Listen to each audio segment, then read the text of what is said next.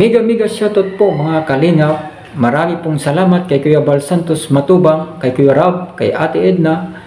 I-support po natin sila at i-subscribe, i-like and share. At gayon din po, Zio Roland, Tisnel Channel, Del Cabarli, and Jean Stordiban. Marami pong salamat. Tara po, panoorin po natin.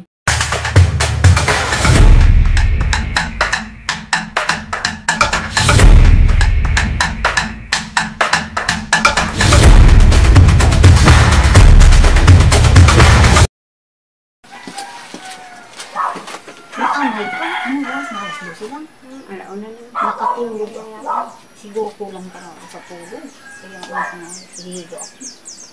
Magandang araw po, Nay. Naparito po ako para tumulong sa may mga high blood, diabetic, kidney stone, gallstone, kidney creatinine, at stroke. Yan po yung alam ko. Batay po doon sa, nakarelated po doon sa alam ko na mga sakit. Meron pang ibang sakit na nakarelated pa rin doon sa alam ko. Ako po ay nakapokus sa nervous system. Ang nervous system po, yan po ang kumikirot sa ating katawan. Kaya sa parte ng katawan natin, yan po ang kumikirot, nervous system. Bakit sa kumikirot? Dahil sa tumigas po siya. Ngayon, ano ang nagpatigas sa kanya? Yung pagtaas ng acid. Ano ba yung acid na tinatawag? Yung po yung bad acid. Kasi dalawa po yung acid na yan. May good acid, may bad acid. Yung good acid, yan ang nagpapainit sa katawan natin kapag malamig. Mainit yung katawan natin. Yan ang good acid. Mayroong, yung bad acid po, bakit siya tinawag na bad acid? Yan po ang pinagmumulan ng high blood, diabetic, kidney stone, gallstone, saka stroke. Bakit? Ano po yung ginagawa ng bad acid? At saka, saan siya nagsimula yung bad acid? Sa chemical po yan. Yung chemical na inilagay sa pagkain. Alam naman po natin yan na ang mga pagkain ngayon may chemical para hindi masira. Pero yung chemical na yun po, nakakasira sa katawan ng tao. Ano po yung sinisira ng chemical na yun o bad acid pag pumasok sa loob ng katawan natin? Yung litid nga po, yung nervous system. Yung nervous system po, siya po yung sinisira doon sa loob. Ano yung paanong paraan na sinisira? Pinatitigas po siya. Ngayon, pag tumigas po yan siya, kumikirot yan. Na kapag may naramdaman ka na pagkirot sa ulo, sa kamay, sa likod, yun na po yan. Ang ibig sabihin ng mataas ng acid niyan. Yan na po ang yan na po yung signal ng Minsan sir, yung laman ko parang gumagalaw. Litid po yan. Hindi po yan laman ang gumagalaw, kundi litid po yan. Yung litid. Litid nyo po yan. Gumagalaw. Pag yung tumataas siguro ang Tapos nahihilo kayo. Hirap kayo makatulog. Mataas po yung acid ninyo. Mataas po yung acid ninyo. Ayan po, yun po yung naramdaman ninyo. Ngayon po, sa solusyon naman tayo po.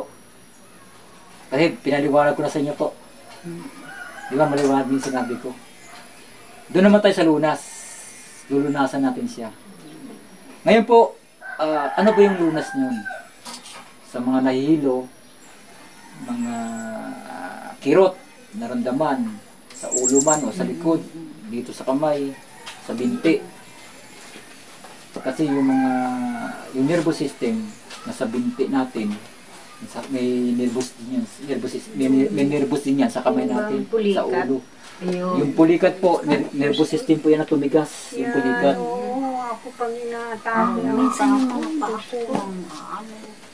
magmamali. Kita po kayo ba? Kita po. Ay, hindi. Si ano lang pala. Dito po kayo, siguro, diyan na po kayo. Kumuha lang po kayong upuan. Dito po, kasi para makakasama na rin po kayo sa ano.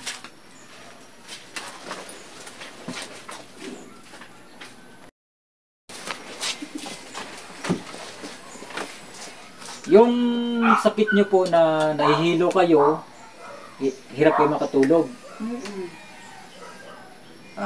Ito po yung lunas niyan. magkatas kayo sa umaga ng katas na malunggay, dahon. Pipitasin nyo sa puno. Tapos, huhugasan nyo yan. Tapos, paklang, katansahin nyo yung kalating Yung baso, paklang, yung kung tangkay. ilang pang, o tangkay, yung paklang, tangkay. At tansahin nyo, yung kukunin nyo na Malunggay. paklang o tangkay, kung ilan sa kalating baso. Kayo na ba po magtansya? Ngayon, di ba, pagkuha nyo doon sa puno, huhugasan nyo yun. Tapos, tatanggalin mo yung dahon sa paklang, yung dahon. Napaklang na, hindi na yung dahon. Yung dahon po. Yung dahon ang tatanggalin mo. yung Dahon po paklang. yung kakatasin eh. Yung dahon. Dahon po yung paklang kakatasin. din kasama. Hindi na po. Yun. Kukunin mo yung dahon doon. May blender ba kayo? Mayroon dito kay blender, kay anak ko. Meron po. Wala. May blender po kayo. Yan. Makagamit din kayo ng blender pag magdilang kayo dito. Magdilang na lang po kayo. Kasi mahirap po magdikdik.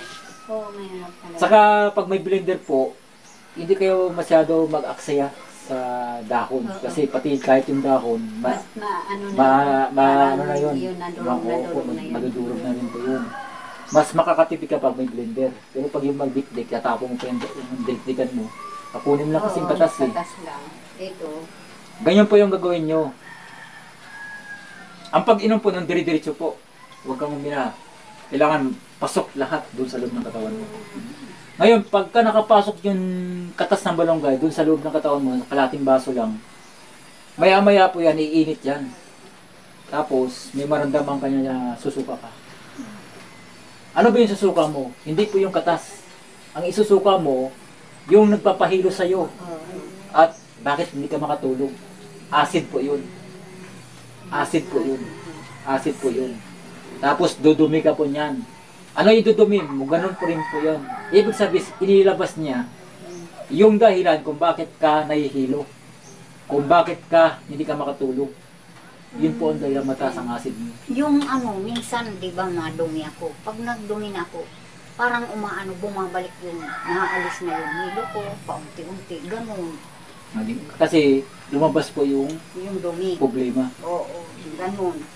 Dito po, Pero sa isang araw, 3 beses ako nagdudumi. Pag nakakain ako. Pag sa malagyan yan, sabi ko ay salamat. Naalis-alis yung hilo ko. Nabalik yung ano ko. dito po sa katas ng malunggay, yung katas na pumasok dun sa kaloob ng katawan niyo po, hindi yan lumabas. Andun yun sa loob. Proteksyon yun. Ayun. Proteksyon na yun. Proteksyon na po yun. Nakakala nyo yung sinukan nyo, yung katas hindi po. Bali, inilabas ng katas na malunggay yung problema. Yung problema dun sa loob. Yun ang acid, yung chemical yun. Ang acid po kasi, ang ginagawa ng kapag mataas ang acid mo, nahihilo ka, hindi ka makatulog, hirap ka makatulog, yun po yun, at hindi ka makadumi. Yan ang mataas ang acid. Okay ako magdumi. Pag halimbawa, magdumi na ako, 3 beses ko naalis yung hilo ko. Tapos po, Hindi magana ako pakiram ko. Tapos po, ang pag-inom po ng katas ng malunggay, di ba, inom ka ngayon, bukas po, stop muna sa sunod naman na araw. 3 beses sa isang linggo. Pwede. Siguro, basta't mayroong isa na, di ba, basta't pag uminom ka, pinabukasan, Alternate. stop ka. Sa Alternate. susunod naman. Sunod. Yun. Tuloy-tuloy po yun. Hanggang sa Ngayon kapag Merkulis. okay ka na po, pwede nyo na ihinto yun. Linggo. 3 beses. So, ihinto nyo po yun, pwede nyo ihinto yun. Pag okay na. Okay. Ngayon, pag minaramdaman kayo ulit, pwede naman kayo Pwede na mag-ulit. sundan ng sundan ulit. Ganun lang po yun. Yun lang. Kasi hindi may iwasan, nakakain tayo ng may chemical. Tapos, hindi lang po yun. Kundi maglaga din po kayo ng dahon ng malunggay. Maglaga din po kayo ng dahon ng malunggay. Ngayon, Katanggalin sa tangkay. ganun din po. Ganun din ang proseso. Tapos, depende po yun sa ilalagay niyong tubig. Diba, kung kaya nyo uminom ng 5 baso sa umaga, 5 baso sa tanghali, 5 baso sa gabi. Kung kaya nyo uminom. Pero kaya nyo po yan. Pilitin nyo. Kasi, sa umaga naman iba naman yung sa tanghali. Diba, sa umaga, ilang oras yan? Pag nagtanghali na. maubos nyo talaga yun. Kasi hindi naman pag inom nyo, 5 baso ka agad. Di ba? Ganun po yun. Kahit isa-isang baso lang. Basta't Isang baso nga. Basta't, umaga, 5 baso dapat. 5. 5 yun. Tapos tanghali, hindi. Kasi anong purpose po? Ganun din po yun, ilalabas yung Yung... pero pinakatubig nyo po yun. Yun ang pinakasilbing tubig nyo. Hindi na kayo iniinom ng tubig. Pinakatubig nyo na po yun. Yun ang gagawin nyo po. Para yung naramdaman nyo, cure, mawala yung naramdaman ninyo. Baka hindi nyo na maramdaman yun. Yung kakainin nyo naman po, sa umaga, kamote kayo o saging na saba. Pili lang kayo. Anong gusto nyo kainin? Saging na saba o kamote. Kasi hindi mo pwedeng sabayin yung kainin yan eh. Yun, ganun lang po. Tapos sa tanghali po, magkanin kayo, sariwang gulay, sariwang isda, pero ang ilagay ninyo bawang, sibuyas, saka asin lang. Bawal kasi ang bitsin, ginisa mix, magic sarap, tuyo, pati suka, mantika, sitsirya, soft drinks sa alak. Kasi nga po, may mga chemical yan. Kumakain na siya. Kaya bawal po mapasukan yung katawan nyo ng chemical hanggat maaari. Para hindi na bumalik yung naramdaman ninyo. Sir, yung ano po, yung dito yung may ugat akong papunta sa puso. Yan na nga ni, Yan na nga ni, yun ang... Litid po yun, hindi yun ugat. Ay, litid. Litid po na tubiyas yun, yung kumikilot na yun. Kaya basta ano yun. Basta Sa yun na Manila. Litid po yun. Litid Na yung lahat kumikirot, litid po yan. Ito ang nararamdaman. Bihira siya kumikirot. Saka yung panglunas natin po, wala tayong ginagalaw. Siya na, hayaan na natin siya na yung gagalaw doon sa loob. Yung panglunas natin. Yun ang sinasabi nila na doon sa loob ng katawan natin may doktor doon. Mag-work lang yan kapag napasukan ng natural. Mag-work yun. Pag napasukan ng natural. Pero pag pumasok yung chemical, hindi yan mag-work. Kasi yung pinasok mo, lason. Hindi yan mag-work. Pero pag ang pinasok mo is yung natural, mag-work din siya. Magkatrabaho yun bilang doktor. Ganun po yun. May doktor yung katawan natin eh. Pero nag-active doon siya kapag ang ipasok mo natural. Yan ang sa gabi naman po, depende, bahala kayo kung ano kakainin yung kamote o kanin. Yan. Yung tinapay, bawal na. May chemical po yan. Yes. Minsan yung tinapay, biskuit ang Kaya nga, kakain. kaya nga po, saging, saka kamote. Saka matanda na po kayo, konti na lang kayo nakain nyo. Kunti na lang. Konti na talaga kayo nakain pag matanda. Saging talaga ang... Madali Ang iwasan lang natin, ang iwasan lang po natin dito, yung chemical po na pumasok sa katawan natin. Kasi bakit po, pag pumasok ang chemical sa katawan natin, maramdaman natin hilo. Hindi ka makatulog. Automatic po talaga yan. Oo yan. Ganyan po yung Punta naman po tayo sa pamamanhid ng mga binti. Oo. Kailangan po diyan, maibaba diyan sa bakong kulo na tubig. Anong ilalagay? Bakit po yan tumitigas? Matigas, pag tumitigas yan, pumikirot, di ba? Ako dito pa lang. Pulikat, yung pulikat. Masakit yan, yung pulikat. Ay, oo. Yan po ay sciatic nerve. Litid pa rin po na tumigas. Kasi pasma po yan. Ang sakit niyan tao may pasma, may kasamang pasma. May kasamang pasma. Hindi lang acid, kundi may kasamang pasma. Kaya hirap talaga gamitin yan. Hirap talaga gamitin yan. Ito po, yung mainit na tubig ko, bagong kulo. Pakuluin mo, bagong kulo yan. Tapos ilagay mo sa palanggana. Yung palanggana po, yung makagalaw yung paa nyo. Tama lang. Yung makagalaw yung paa nyo. Yun. Tapos hanggang dito po yung tubig. Hanggang dito yung tubig. Yung hindi pa masyadong, yung kaya ang init. Hindi po. Hanggang bagong kulo. Bagong tulo, Yung proseso po doon, hindi pa nga tayo tapos. Huwag muna kayo mag-react. Alam po natin yan. Bakit bagong kulo po? Kasi kailangan yun ang kailangan. Kasi yun ang magpapalambot dun sa tumigas na litid. Kasi kung maligam-gam, hindi kaya po palambutin. hindi kaya palambutin yung litid kapag Eh, paano yung malambot. magpapasok tayo naman? May paraan po yun. Huwag kayong mag-alala. Hindi naman tayo papayag na malalapnos yung balat nyo eh. Di ba tubig po yan? Ito yung paa nyo. Siyempre, huwag nyong ilapat kasi pag inilawan nyo, lapnos yan. Ayun. Ikaw yun na mag-estimate. Kaya na mag-estimate. Kahit makalalapit yan, basta hindi makalapnos, di ba? Oo. Eh, alam mo malalapnos, ilalapit mo. Di, lapnos talaga yan. Ilayo mo. Kasi ang habol natin dyan ng init eh. Init. Yung init na masipsip ng paa ninyo para pumasok dun sa loob, yun ang magpapalambot ng litid doon na tumigas. Kasi kaya bakit sa nagka-cramp, nagpupulikat, kasi tumitigas siya. Tumitigas siya. Yun ang magpapatanggal doon. Yun ang magpapatanggal doon. Pero huwag isang beses lang. Oo. Anong proseso ang pagbabad? Sa gabi po bago matulog. Para wala kang gagawin. Kasi pagkatapos mo babad, bawal mabasa, bawal mahanginan. Bawal po magpahangin. Kasi nakababad ka sa may na tubig. Pero sa umaga, pwede na. Pwede ka na maligo, pwede ka kahit anong gawin mo, pwede na yan. Kasi naka-rest ka na yan, nakapagpahinga ka na yan. Wala nang problema dyan. Hindi po pwede hindi ka gagawa.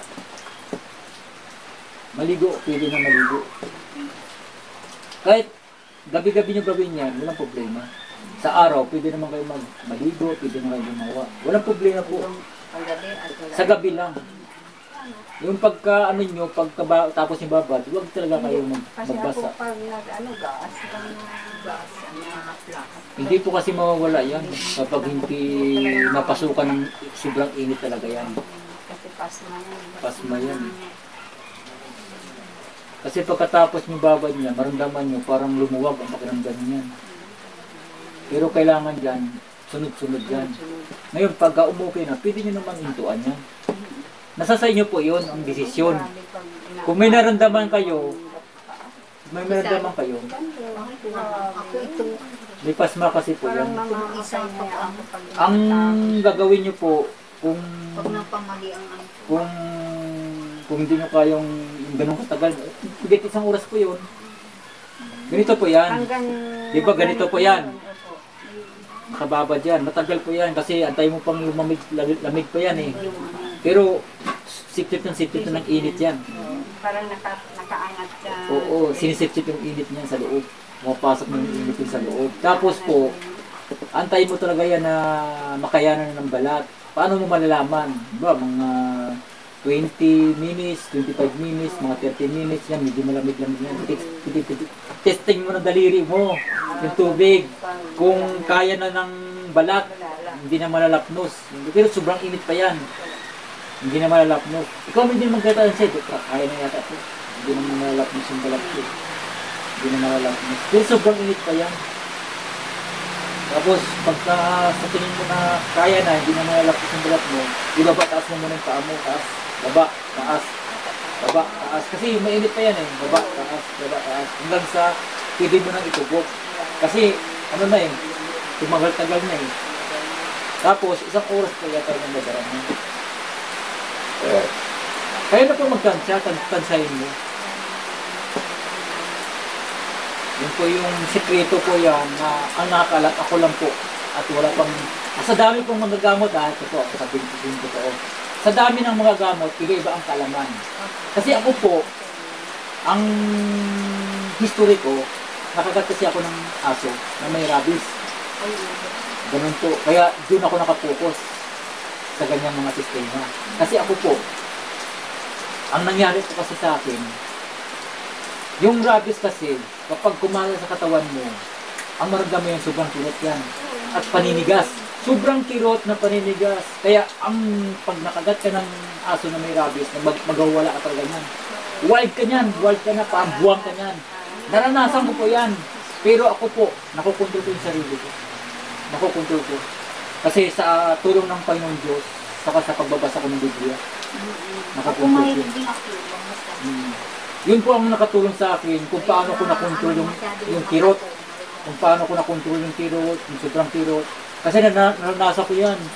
Pag lumabas ako ng bahay, ganito lang, dito lang, masakit na yung mata ko niyan. Yung araw, ang sakit ng mata ko yan, tapos takot ako sa tubig. Noon. Oo. Tapos ito, naniligas na sobrang kirot. Sobrang kirot yan. Kasi nagsimula dito sa ulo, dito ako nakagat eh.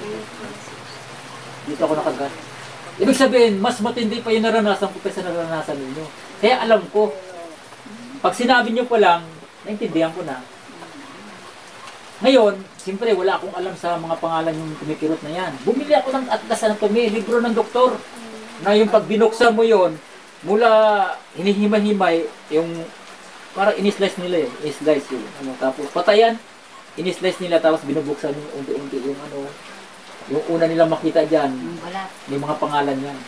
Hanggang andun na sa loob, ng looban. Pati ito, binubuksan nila to.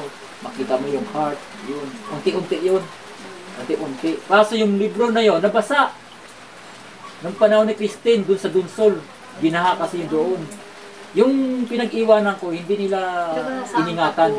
Saan po kayo na Galing po ako ng Maynila, bago ako naging vlogger. Sa Daet ako naging vlogger.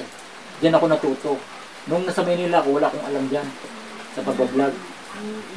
Natuto lang ako kay Kuya Bal, Ay, oo. Santos Matuban. Si Matuban. Kasi pumasok ako sa kanya. May ano yun dyan ah. May bahay. Diyan ako nakatira. Diyan ka sa Doon sa malaking bahay na yan? simento. Yung simento na yan. Oo, yung mataas Yung na simento, bahay. yung second floor. Doon ako sa baba, pang sa pinakadulo. Ngayon, sir. Diyan ako nakatira ngayon. Kaya Karoling kami dyan dati. kaya nakakapunta ako dito. Kaya ako ikutin to kasi diyan ako nakatira eh. Araw-araw ako dito, makakarami talaga ako dito, araw-araw. Lahat ng mga sakit dito, maano ko talaga yan. Sa totoo, yung sakit na yan, wala pa nakakaalam ko. Ako lang, kasi sa akin pinaranas. Kung yung sakit ninyo, akala nyo pinakamatindi niyan, mas matindi yung rabies. Ayo. Wala nakakaligtas, pero ako lang nakaligtas. Ako lang po talaga nakakaligtas. Naranasan ko na po yan eh. Marami nang nagpapakita sa akin eh. Tinatawag na yung pangalan ko sa ilalim ng lupa eh. Hindi rin ako nakakatulog noon. Payat na ako noon. Wala akong ganang kumain. Kala ko mamamatay na nga ako eh. Sobrang payat ko na noon. Namblema yung magulang ko. Tapos sabi ko wala na akong sakit. Kaya lumuwas ako ng Maynila. Kasi akala ko Wala ka mamamatay. ditong kapatid. Wala ko. Dahil lang po ako talaga dito. Ang province ko, Bacolod po ako. Ay, Bacolod. Negros Occidental po ako. Doon sa Manila, may mga kamag-anak ako doon sa tatay ko. Dito po, wala akong kamag-anak dito. Wala po akong kamag-anak dito. Sa Palaran lang po din. Nagagamot, di ba? Tinutuban. Yung pinupuntahan nga siya sa dahil. Sa daet. Sa dahil. Nag-start po ako ng pagmamassage, 19. Pero nung nag-aral ako, Pero hindi pa po nakarating. 2018 ako nag-aral ng massage therapy. Ilang taon ka na sir? 53 na po ako ngayon. Ah. 53. Yung panganay ko 50. 53 na po ako ngayon. Si Grace? Oo. Yun po yung Yan lang history ang ko. ano mo. Walang Talagang Yeah. mataan. Yan lang talaga. Oh, ibig sabihin, yan ang focus ko ngayon. Kasi, Makatulong. yun po talaga totoo. Kasi kapag ipapairali natin yung bayad portion, wala po talaga. Sa hirap ngayon. Wala pong, ikaw na may sakit, Si Alumani, miski may sakit, sige din ang lalo-lalo na pag wala kang alam sa lunas, mamamatay ka na talaga. Eh yung doktor, hindi naman alam yan. Painuman ka na ng pinanamedicine, maya-maya, Medicine lang ba? maya-maya, tigas ka na. Pera naman ang kailangan. Oo. At hindi ka rin makakapunda kung wala kang pera. Check up pa lang, 500 na. 500, tapos Ay, paano kung operasyon na. bakit money mo? Wala kang ano, Hindi. hindi tayo magpapadala. Ganito po yan. Kaya dumikit ako kay Kuya Bal para support lang. Support lang yun. Pero ngayon, pagka nakasahod na ako sa YouTube, Ay, doon ako, ano. Pero tuloy-tuloy pa rin po yun. Kasi sinimulan ko na eh. Humingi lang din ako sa mga viewers ng support. Kung anong kaya nilang itulong sa akin, tatanggapin ko yun. Para maipagpatuloy ko lang po itong pagtulong sa mga may karamdaman. Kasi Sa totoo po, ang unang-una dapat tulungan talaga, may karamdaman. Kasi yung may mga, yung wala namang karamdaman, nakakakilo siya, makakapaghanap buhay yan. Pero yung may karamdaman po, hindi yan makapaghanap buhay. Kasi paano siya matatanggap sa trabaho kung may sakit siya? Hindi siya tatanggapin. Hindi, ay, kami, sir, ano na, 70, pa 74 na kami Opo. asawa. Opo. Eh, paso ka po, Hmm. ang gagawa siya ng itas. Lugar na lang, kaya hindi naman niya kaya na mag-imbag ang bagong. Eh, dapat sabi ko magpahinga nga. Hindi naman pwede magpahinga dahil Walang makakain. walang magsuporta. Opo. Oo.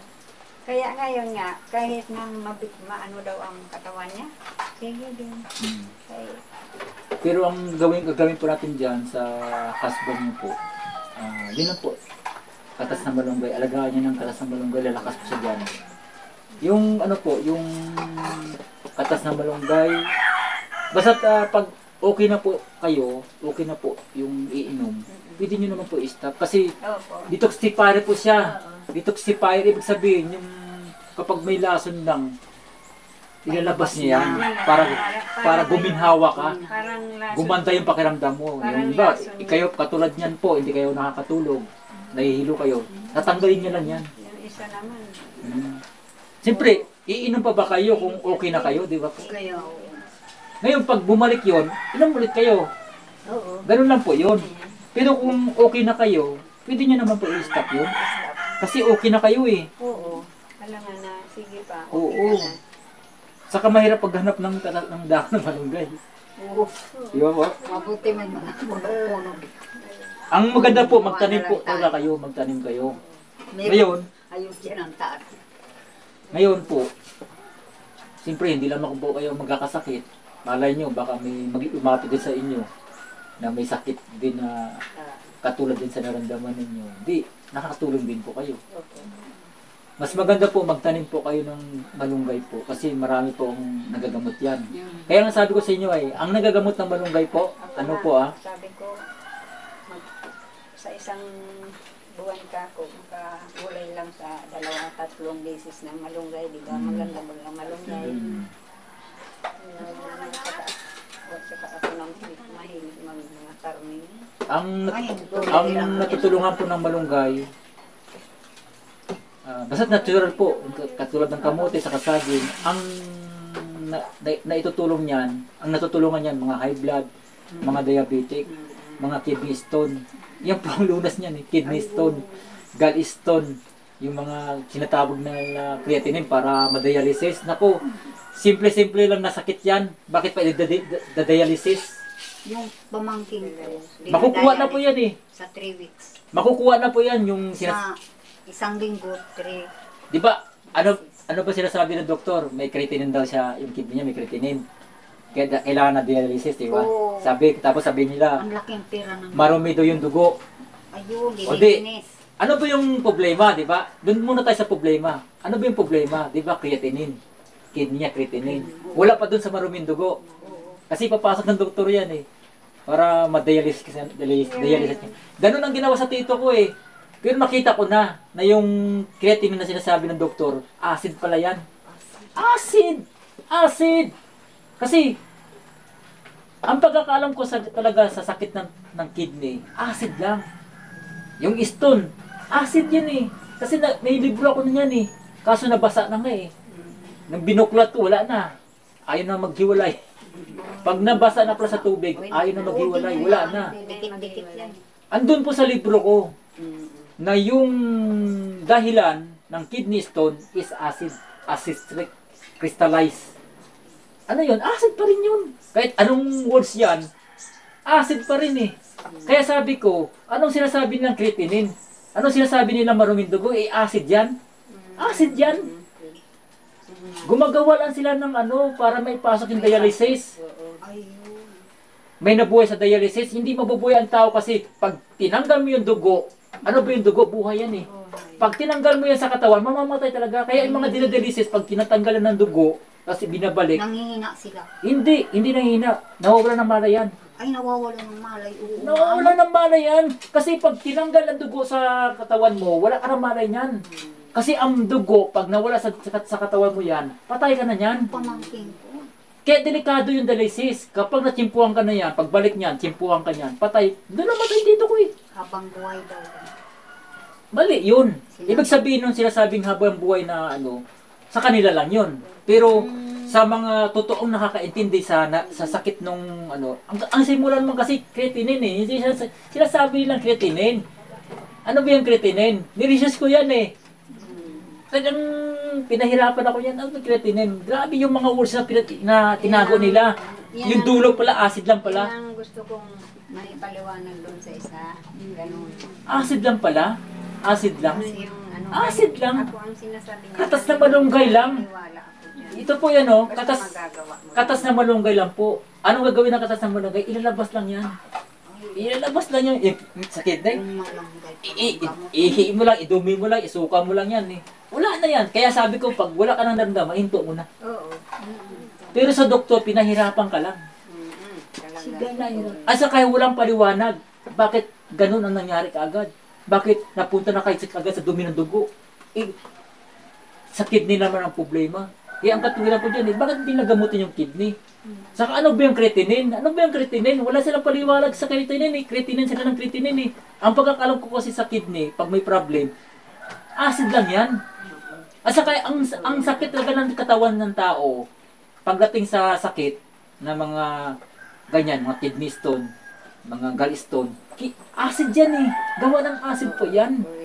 Kasi bakit ko nasabi po, marami nang gumaling dyan.